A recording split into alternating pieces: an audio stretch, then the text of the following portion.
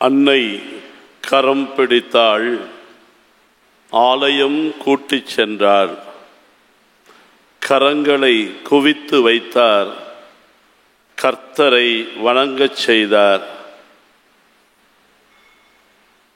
தினமும் திருத்தலங்கள் கூட்டிச் சென்று பக்தியின் பாலுணவை ஊட்டி வளர்த்தாள்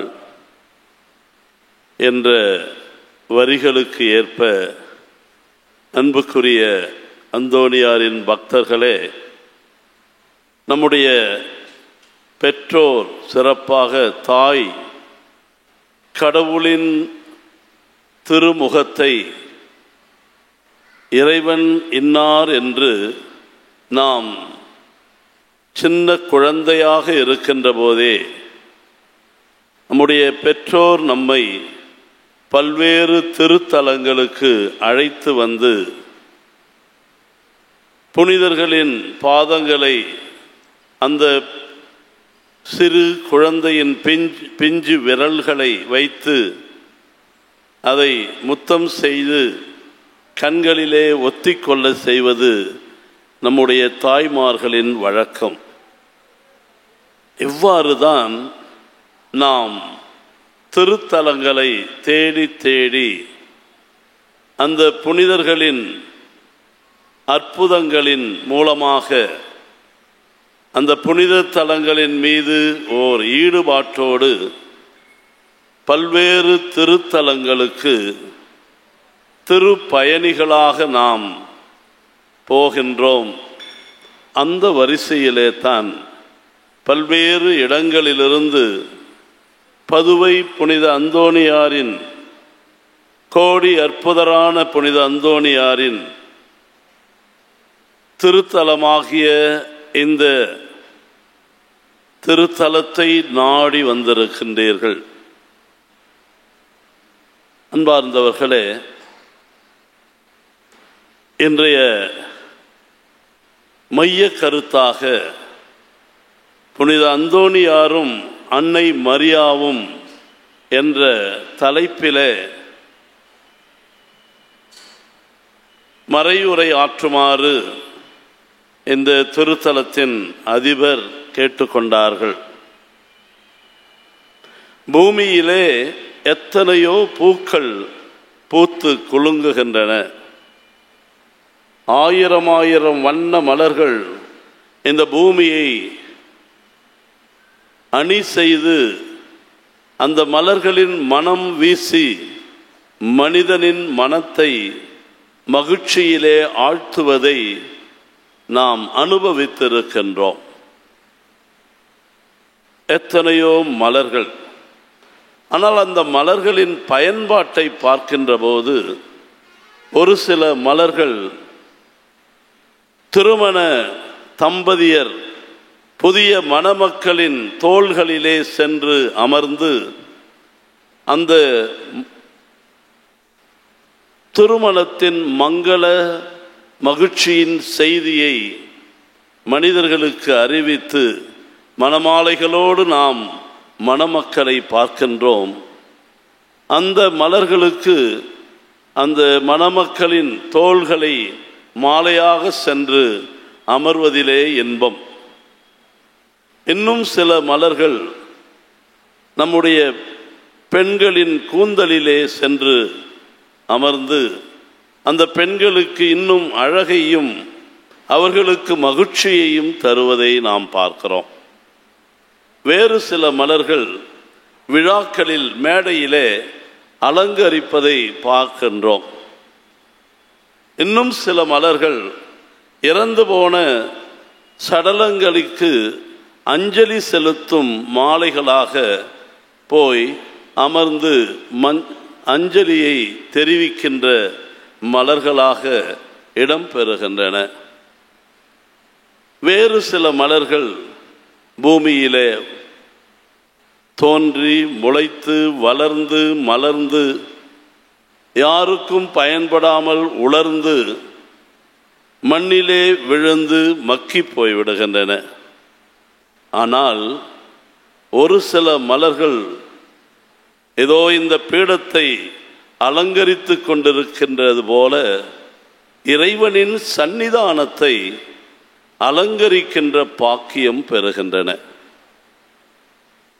அப்போ மலர்களின் இத்தனை பயன்பாட்டை பார்க்கின்ற போது நாம் எல்லோரும் இந்த மலர்கள் இந்த திருப்பீடத்தை அலங்கரித்து கொண்டிருக்கின்ற அழகிய மலர்களின் மனத்தை, கடவுளின் புனிதத்தை இந்த மலர்கள் தங்கள் மனத்தினால் வீசி இறைவனின் பாதத்தை அணி செய்கின்ற அற்புதமான ஒரு பணியிலே இந்த மலர்கள் ஈடுபட்டிருப்பதை பார்க்கின்ற போது இத்தனை பயன்பாட்டுக்கும் இத்தனை மலர்களுக்கும் மேலாக நாம் இந்த பீடத்தை, கடவுளின் சந்நிதானத்தை அலங்கரித்து கொண்டிருக்கின்ற இந்த அழகிய மலர்கள்தான் எல்லாவற்றிலும் பாக்கியம் பெற்ற மலர்கள் என்று சொன்னால் அது மிகையாகாது.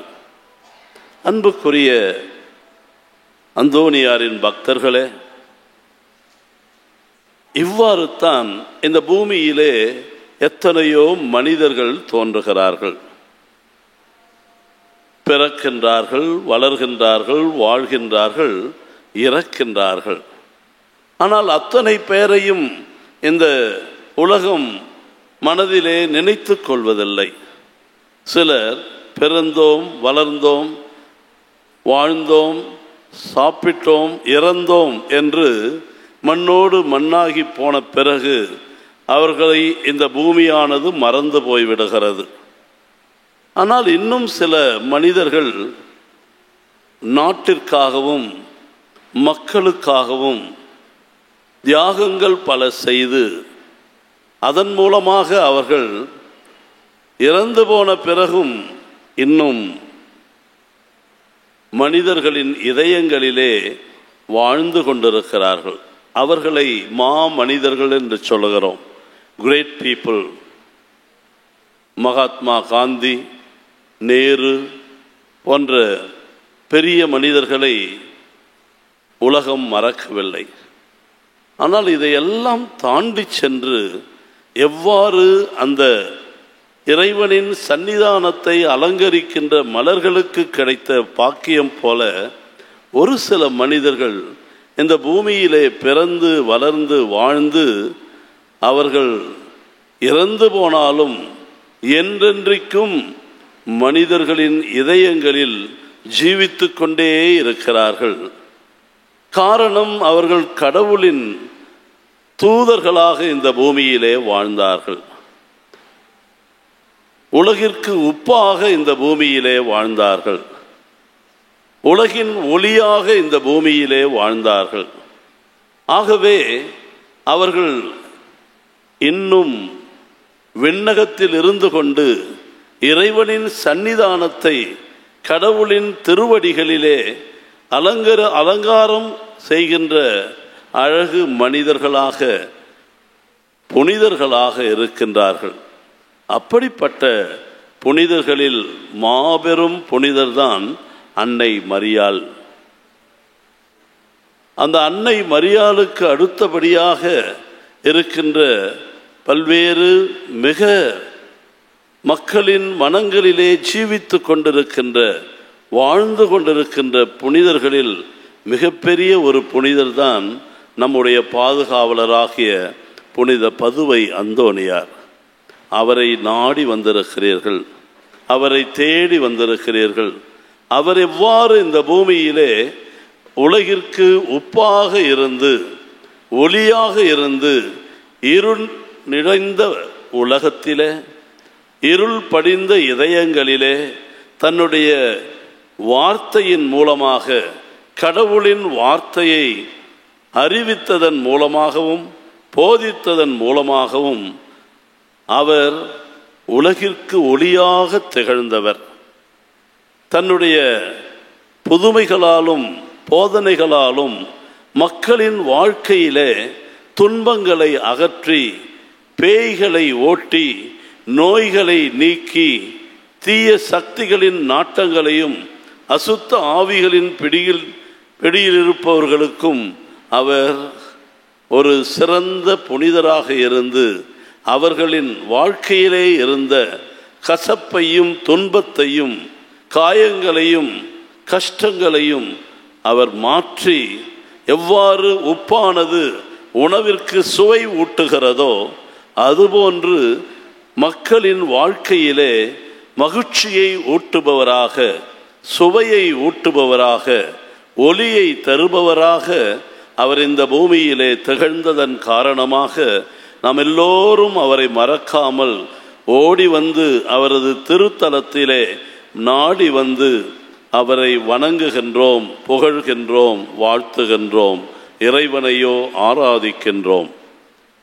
அன்புக்குரியவர்களே, புனித அந்தோனியாரை பற்றி நீங்கள் நிறைய கேள்விப்பட்டிருப்பீர்கள். ஆனால் நான் ஒரு 3 விஷயங்களை, அடையாளங்களை மட்டும் உங்களோடு பகிர்ந்து கொண்டு எவ்வாறு அன்னை மரியாளுக்கும் புனித அந்தோனியாருக்கும் இவை மிகவும் பொருந்தும் என்பதை உங்களோடு பகிர்ந்து கொள்ள நான் ஆசைப்படுகிறேன். புனித அந்தோனியாரை பார்த்தவுடன் நமக்கு தோன்றுவது 3 அடையாளங்கள். ஒன்று, அவர் கரத்திலே இருக்கின்ற லீலி மலர். மற்றொன்று, அவரது கரத்திலே ஏந்தி இருக்கின்ற குழந்தை இயேசு. 3வது அடையாளம் அவரது கரத்திலே இருக்கின்ற திருவிவிலியம். இந்த 3ஐயும் இவர் அடையாளங்களாக கொண்டிருப்பதை பார்த்து நாமும் எவ்வாறு அந்த அடையாளங்கள் சுட்டி காட்டுகின்ற அர்த்தம் என்ன என்பதை நாம் தெரிந்து கொண்டால் மிகவும் நன்றாக இருக்கும் என்று நான் கருதுகின்றேன். அன்னை மரியாள் தூய்மையின் சிகரம், தாய்மையின் சிகரம். லீலி மலரானது தூய்மையின் அடையாளம்.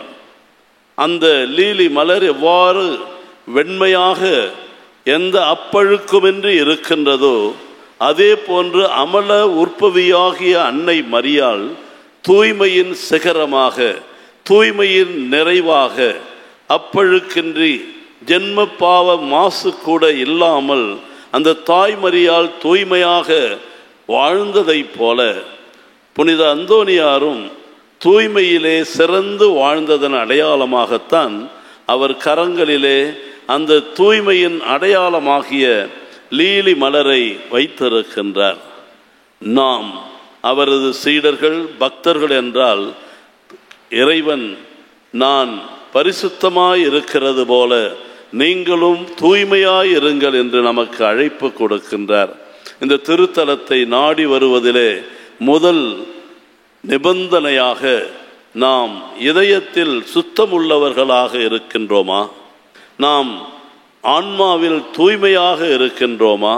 ஏதோ திருவிழாவிற்கு வந்தோம், பல்வேறு வத்தி வாங்கி வைத்தோம், பல்வேறு வேடிக்கைகள் விளையாட்டுகளை பார்த்தோம், விருந்து உண்டோம் என்று சென்று விடாமல் நாம் வந்திருக்கின்ற இந்த அருளின் தலத்திலே, அருளின் சுரங்கத்திலே தூய்மையாக நாம் குளித்து கழுவி தூய்மையான இதயத்தோடும் ஆன்மாவோடும் நாம் விடைபெற்று கொண்டால் இங்கே வந்ததனுடைய அர்த்தம் உண்டு என்பதை நான் சிறப்பாக உறுதியாக கூறுகின்றேன். ஆகவே அன்பார்ந்தவர்களே, நாம் அன்னை மரியாவைப் போலவும் புனித அந்தோனியாரைப் போலவும் புனிதத்தை நோக்கி, நிறைவை நோக்கி நாம் பயணம் செய்ய இந்த திருப்பயணம் உங்களுக்கு துணையாய் இருக்க வேண்டும். உங்கள் வானக தந்தை நிறைவுள்ளவராய் இருப்பதை போல நீங்களும் நிறைவுள்ளவராய் இருங்கள் என்ற நற்செய்தியின் வாக்கிற்கு இணங்க நிறைவை நோக்கி, புனிதத்தை நோக்கி நாம் பயணிக்க வேண்டும். அது மட்டுமல்ல, நம்முடைய அறச்செயல்களை, அன்பு செயல்களை தேடி சென்று தேவையில் இருப்போரை நாடி சென்று அவர்களுக்கு என்ன தேவை என்பதை அன்னை மரியாள் கேட்காமலேயே அவர்கள் செய்தார். கானா ஒரு திருமணத்தில் எங்களுக்கு ரசம் போதவில்லை என்று யாரும் அன்னை மரியாவை கேட்கவில்லை. ஆனால் அங்கே இருந்த சூழ்நிலையை பார்க்கின்றார். தன் கண்களை அகல விரித்து பார்க்கின்றார். மக்கள் படுகின்ற அந்த துன்ப சூழலிலே என்ன ஏது என்று விசாரித்தவுடன் அங்கே அவருக்கு தெரிகிறது, இங்கே ஒரு கஷ்டம் வந்திருக்கிறது என்று. எனவே தன் மகனிடம் பரிந்து பேசி தண்ணீரை ரசமாக மாற்றுகின்ற அற்புதத்துக்கு அடித்தளமாக இருந்தவள் அன்னை மரியாள். புனித அந்தோனியாரின் பல்வேறு துன்பங்களில் துடித்தவர்களை தேடி சென்று, கேட்காமலேயே ஓடி சென்று அவர்களுக்கு நன்மையை செய்தார். தன்னுடைய தந்தை ஒரு சில வாலிபர்கள் ஒருவரை கொலை செய்து தன்னுடைய தந்தையின் தோட்டத்திலே புதைத்து வைத்து விடுகிறார்கள். ஆனால் அதை தோண்டி எடுத்து, உன் நிலத்திலே தானே இவர் புதைக்கப்பட்டிருக்கிறார், இந்த சடலம் நீதான் கொலைக்காரன் என்று புனித அந்தோனியாரின் தந்தையை போலீசார் காவலர்கள் அழைத்து சென்று விடுகிறார்கள். அங்கே கோர்ட்டிலே தீர்ப்பு கொடுக்க இருக்கின்ற நேரத்தில் ஓடோடி வருகின்றார். எத்தனையோ 1200 மைல்களுக்கு மேல் இருந்த தூரத்தை 1 மணி நேரத்திலே கடந்து வந்த அற்புதமாக அங்கே அந்த சடலத்தையே உயிர் பெறச் செய்து அந்த இறந்து போனவன் உயிர் தெழுந்து சாட்சி சொல்லுகின்றான். இவர் அல்ல, என்னை கொலை செய்தவர்கள் வேறு இருவர்கள் என்று சொல்லி அங்கே அந்த தன்னுடைய தந்தையை காப்பாற்றுகிறார்.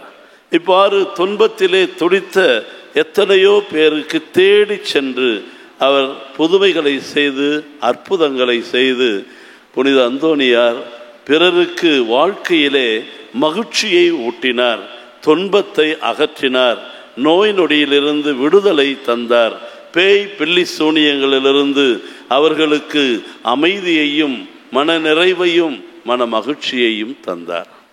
இரண்டாவது அடையாளமாக இயேசு குழந்தை புனித அந்தோனியாரின் கரங்களிலே தவழ்வதை பார்க்கிறோம். அந்த அந்தோனியாரின் காரணம் கடவுளின் வார்த்தையை எந்த அளவிற்கு அவர் ஊக்கத்தோடும் உறுதியோடும் உற்சாகத்தோடும் போதித்து கொண்டே இருந்தால் என்றால், குழந்தை இயேசுவே அவரது கரங்களிலே வந்து தவழ்ந்து அவரோடு விளையாடி கொண்டிருக்கிறார்.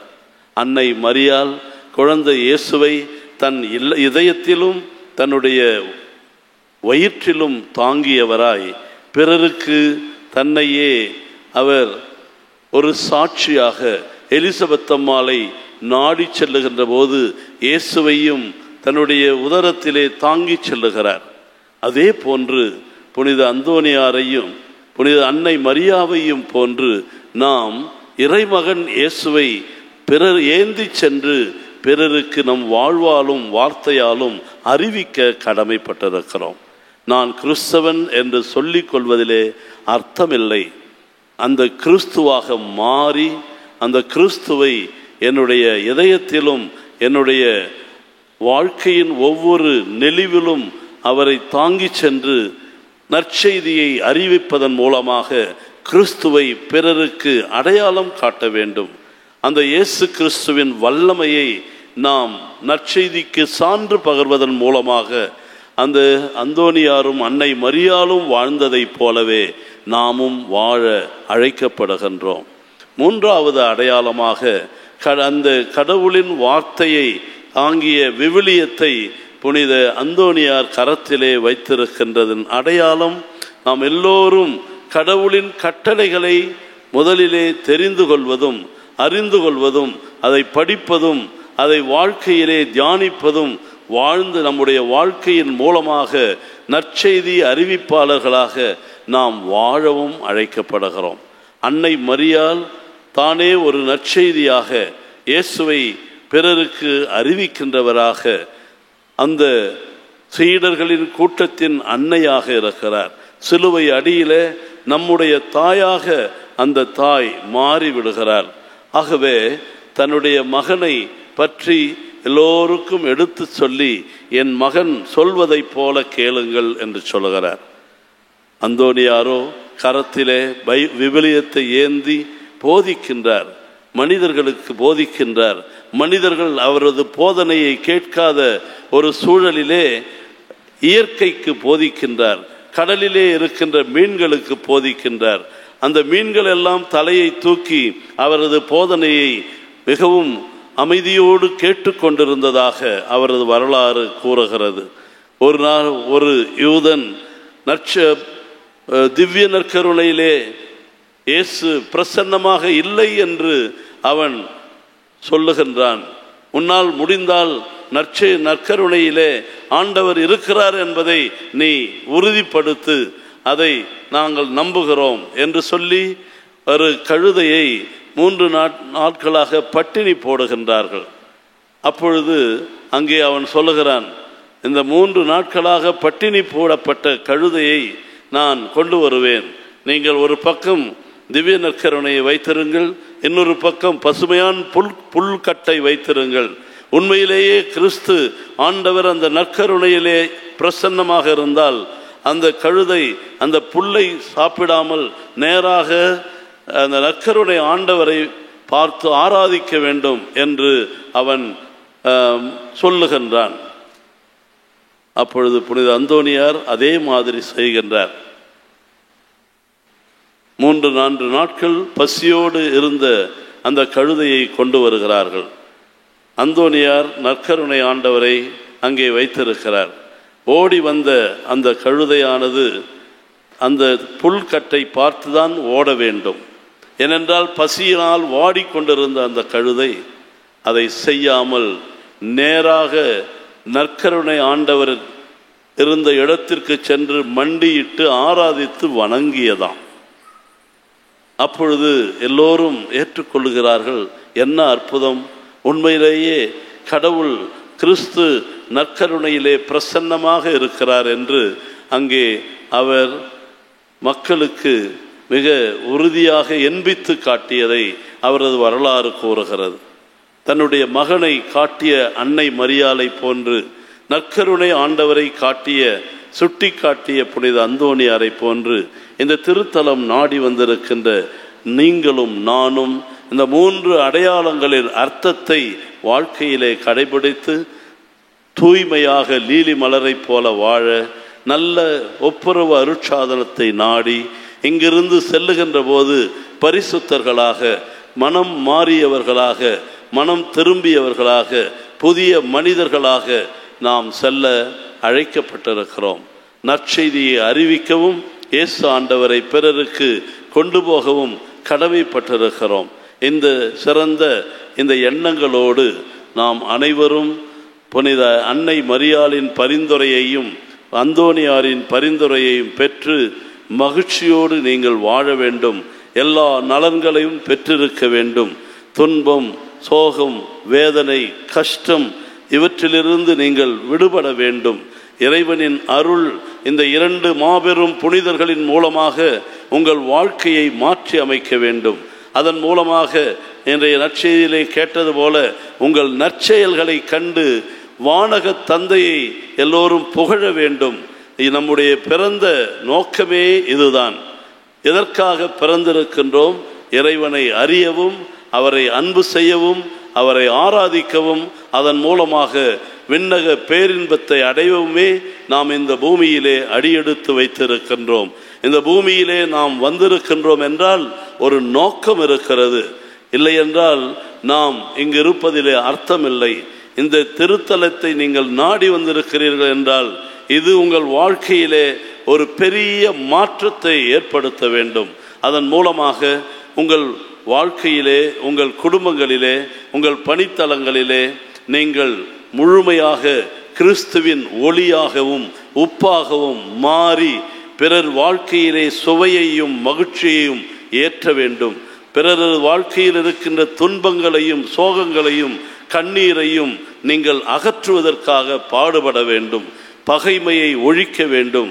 யாரெல்லாரோடும் பகைமையாக யாரையும் மன்னிக்காமல் இருக்கின்றீர்களோ, இதோ இன்று இங்கு சபதம் எடுத்து உறுதி எடுத்து நான் இனி எல்லோரோடும் சமாதானமாக புனித அந்தோனியாரை போல, அன்னை மரியாளை போல அமைதியின் புறாவாக நான் சிறகடைத்து பறந்து வாழ்க்கையிலே நான் மிகவும் பெரிய காரியங்களை ஆற்றுவேன். என்னால் யாருக்கும் இனி துன்பம் இருக்காது, காயம் இருக்காது. நான் எல்லோருக்கும் துன்புறுவோருக்கு மருந்தாக மாறுவேன், எல்லோருக்கும் சமாதானத்தின் ஒரு கருவியாக மாறுவேன் என்ற உறுதியை இன்று எடுத்துக்கொண்டு இங்கிருந்து நீங்கள் விடைபெற வேண்டும் என்று நான் விரும்புகிறேன். இறைவன் உங்கள் அனைவரையும் அன்னை மரியாள் மூலமாகவும் புனித அந்தோனியாரின் மூலமாகவும் நிறைவாக ஆசீர்வதித்து எல்லா நலன்களையும் உங்களுக்கு அபரிமிதமாக தந்து உங்களை மகிழச் செய்வாராக. ஆமேன்.